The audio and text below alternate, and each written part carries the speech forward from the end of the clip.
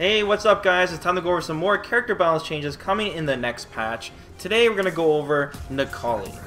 So Necalli's patch notes are really short. He only has one real change and a small bug fix, and that change is his disc guidance, and this is his charge back forward punch move, or his berserker slash you would call it. Disadvantage on block increased from -4 to -6, and keep in mind this is regarding the V trigger version. So the normal versions are actually already -6 on block. So right now all three V trigger versions are -4 on block. So Capcom is basically making it so there are no differences between the normal and V trigger versions, once again like in Season 1. So even though -4 is already punishable, Capcom says that they, and I quote, did notice that the pushback on Necalli's light disc guidance was quite far while in V-Trigger, which in effect made it extremely hard to punish by most of the cast.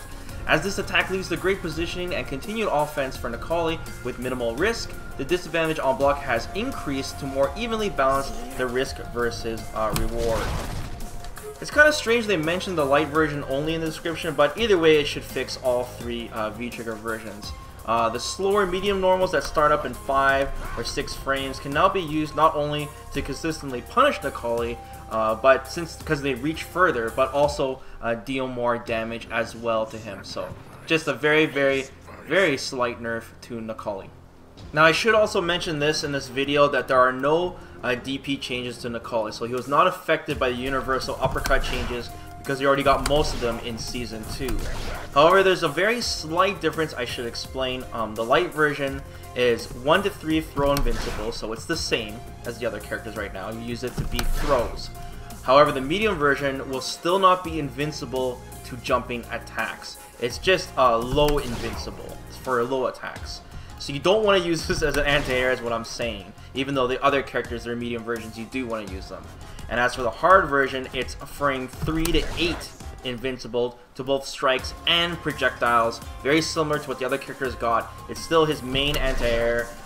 He has 2 more frames of invincibility than the other DP characters. They're up to the 6th frame, he's up to the 8th. Probably just to compensate for the slow startup. There's hard punch uppercut because it's 7 frames.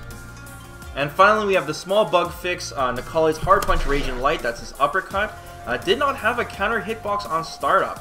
So they simply fixed this by adding a counter hitbox on startup. So I guess you couldn't counter hit Necalli during the startup of his uppercut. This is pretty damn important, especially if you're frame trapping Necalli or have some kind of wake up setup and you deserve a counter hit for Necalli just mashing this thing out, especially when he's knocked on the ground. So this will work as intended, along the lines of everything else that has a startup basically. So my final verdict on these Necalli changes alone is overall he is very slightly nerfed, if you could even call it that.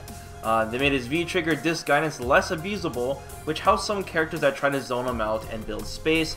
This would be helpful for Guile, for example. So Necalli just not randomly throwing this out, hoping he'll catch a Sonic Boom and get a knockdown on Guile. Even though in his V-trigger version, you know, Necalli just dashes full screen anyways. Necalli already got most of the uppercut changes, and his standing light punch is still a very reliable anti-air despite it being nerfed in Season 2, so the universal DP changes won't really matter to him anyways. Capcom feels that Necalli's in a good place in Season 2, and I definitely agree. He's been a very consistent character since the start of Street Fighter V, and you know, we also recently had Haitani win a premiere with him as well, proving this character is definitely capable. I feel like Necalli has every tool to win, and I feel like he's the real Ryu of Street Fighter V because of that. The real foundation character.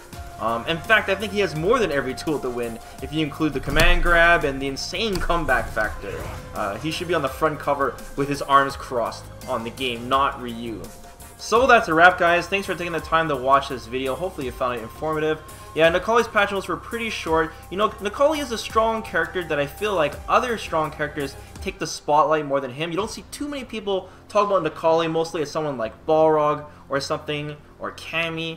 But, like, you know, Necalli kind of slips through the cracks a little, even though he is a very strong character. So do you guys think that Necalli's kind of flying under Capcom's radar a little bit? Let me know in the comments below. Of course, guys, don't forget to like the video and be sure to subscribe to the channel, as I'll go over more character balance notes in the future. So till then, guys, take care.